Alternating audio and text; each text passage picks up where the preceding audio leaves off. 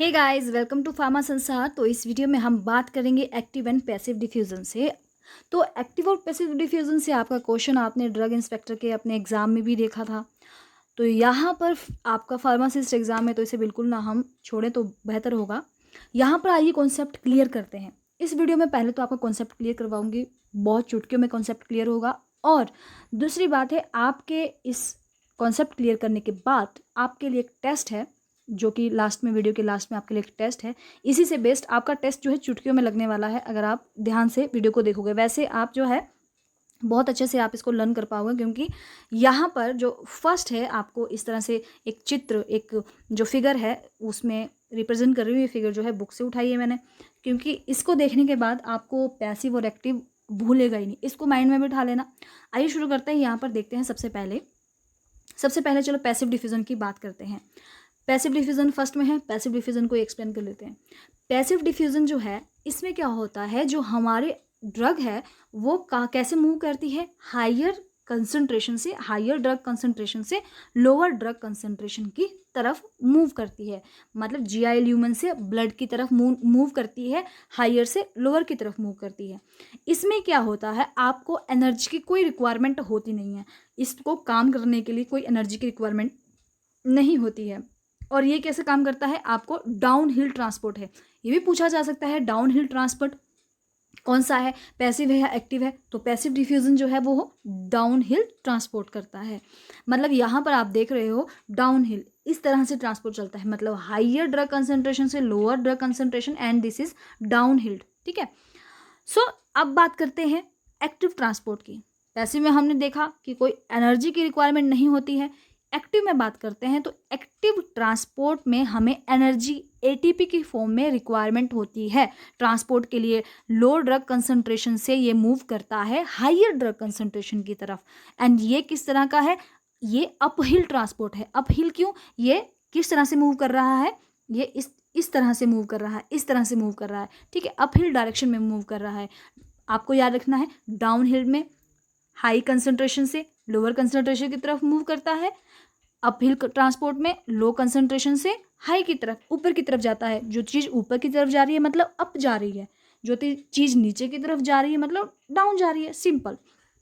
तो यहाँ पर आप जो है समझ चुके होंगे इसको। यहाँ पर आपको इस फिगर से जितने भी आगे क्वेश्चन आएंगे आपको सब समझ आ जाएगा। लेकिन थोड़ा सा हम देख लेते हैं थ्योरी पोर्शन में भी क्या कहते हैं। Passive diffusion also called non ionic diffusion, non ionic diffusion भी बोलते हैं इसको। It is the major process for absorption of more than 90% of the drug. More than 90% जो ड्रग है इस प्रोसेस से एब्जॉर्ब हो जाती हैं, मेजर प्रोसेस है। अब बात करते हैं पैसिव डिफ्यूजन जो है बेस्ट एक्सप्रेस्ड किसके द्वारा किया जाता है, तो वो है fix law, fix first law. पूछा जाता है फिक्स फर्स्ट लॉ जो है वो क्या एक्सप्रेस करता है, तो वो लॉ डिफ्यूजन के लिए। ठीक है, यहाँ पर passive diffusion is best expressed by Fick's first law of diffusion, which states that the drug molecule diffuse from a region of higher concentration to of lower concentration until equilibrium is attained, and that the rate of diffusion is directly proportional to the concentration gradient across the membrane. इसमें क्या होता है, हम जो बात कर चुके हैं पैसिव में, जो पीछे एक्सप्लेन कर चुकी हूँ वही है। ये फिक्स लॉ के थ्रू ज़्यादा अच्छे से एक्सप्रेस किया जा सकता है। और क्या बोलता है फिक्स लॉ, यही बोलता है कि ये भाई जो ड्रग मॉलिक्यूल होते हैं वो डिफ्यूज़ होते हैं आपके रीजन ऑफ हायर कंसंट्रेशन से तो लोअर कंसंट्रेशन की तरफ, जब तक कि हमारे पास इक्विलिब्रियम नहीं आ जाता। एंड जो रेट हो, डिफ्यूजन का रेट है, वो डायरेक्टली प्रोपोर्शनल किसके होगा, डायरेक्टली प्रोपोर्शनल होगा कंसंट्रेशन ग्रेडियंट के। जितना ड्रग होगा उतना डिफ्यूज होगा। ठीक है, कम होगा उतना कम डिफ्यूज होगा। तो ये कंसंट्रेशन डायरेक्टली प्रोपोर्शनल है। ठीक है, नेक्स्ट बात करते हैं एक्टिव ट्रांसपोर्ट की। एक्टिव ट्रांसपोर्ट के अंदर हम वैसे उस फिगर से डिस्कस कर चुके हैं, यही बात है। Active transport mechanism required energy. हमने पैसिव में बात की थी कि भाई कोई एनर्जी की जरूरत नहीं होती है, हायर से लोअर की तरफ मूव करती है, लेकिन यहाँ पर जा रही है लोअर से हायर की तरफ। अब यहाँ पर जो है एटीपी की फॉर्म में एनर्जी की रिक्वायरमेंट होती है। ठीक है, तो यहाँ पर active transport mechanism are further sub divided. हमने पैसिव को नहीं डिस्कस किया, लेकिन एक्टिव के कुछ इंपॉर्टेंट हैं। इसमें है प्राइमरी एक्टिव ट्रांसपोर्ट और सेकेंडरी एक्टिव ट्रांसपोर्ट, दो टाइप के होते हैं। प्राइमरी एक्टिव ट्रांसपोर्ट में हमारे पास एनर्जी की मतलब जो एटीपी है उसकी डायरेक्ट रिक्वायरमेंट होती है, more over the process transfer only one ion, इसमें क्या होता है, जो प्राइमरी एक्टिव ट्रांसपोर्ट होता है, जो हमारा मोलिक्यूल्स है, आयन है, ओनली वन आयन और molecule in only one direction and hence called as यूनिपोर्टर।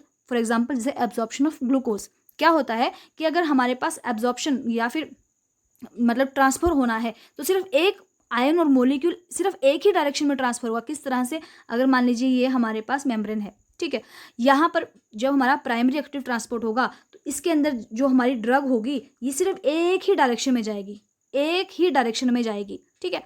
तो इसको बोलते हैं, हमारे पास इसमें एटीपी की रिक्वायरमेंट भी होती है, इसको बोलेंगे हम प्राइमरी एक्टिव ट्रांसपोर्ट।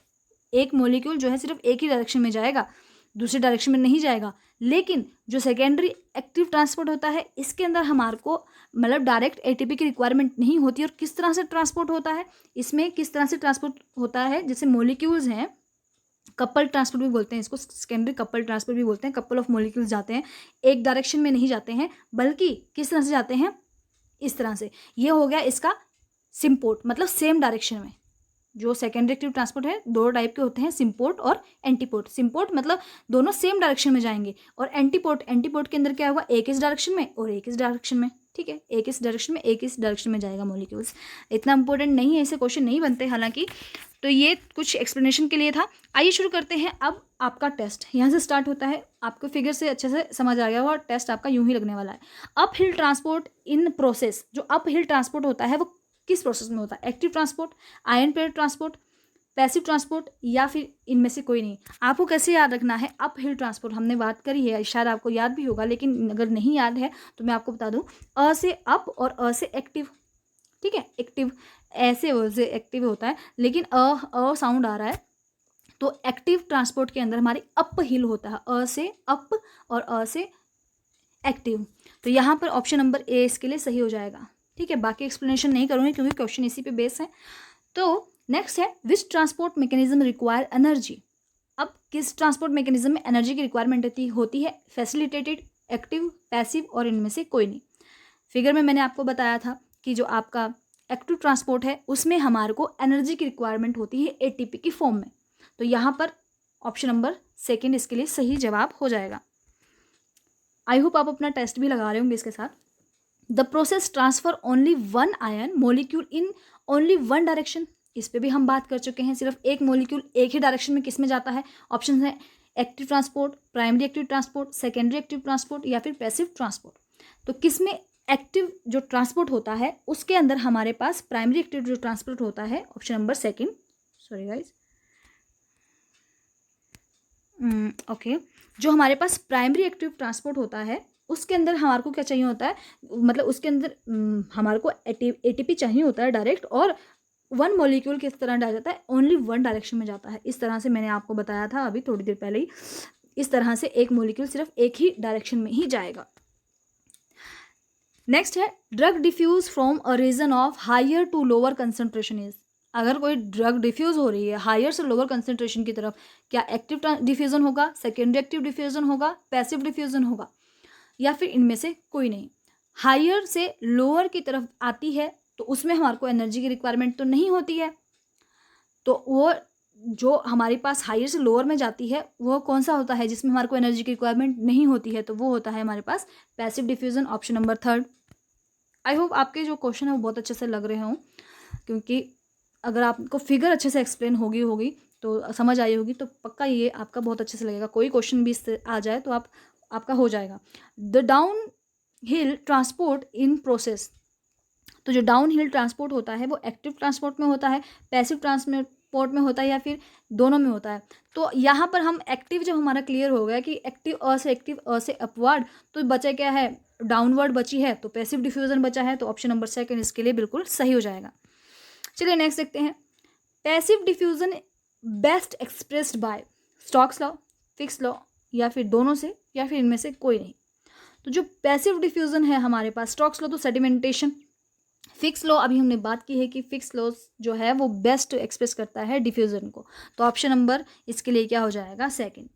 तो गाइज आई होप आपको जो है वीडियो पसंद आई होगी, समझ आया होगा। अब हमारा कंटिन्यू रिवीजन चलने वाला है, डोंट वरी गाइज, जितने भी टॉपिक मैंने करवाए हैं उनको जो है मैं कवर ज़रूर करूँगी, एक बार आपको ज़रूर रिमेंबर करवा दूँगी, रिपीट करवा दूँगी, रिवीजन करवा दूँगी। सो वीडियो को लाइक ज़रूर करें please, and thank you so much. Keep learning, keep shining guys.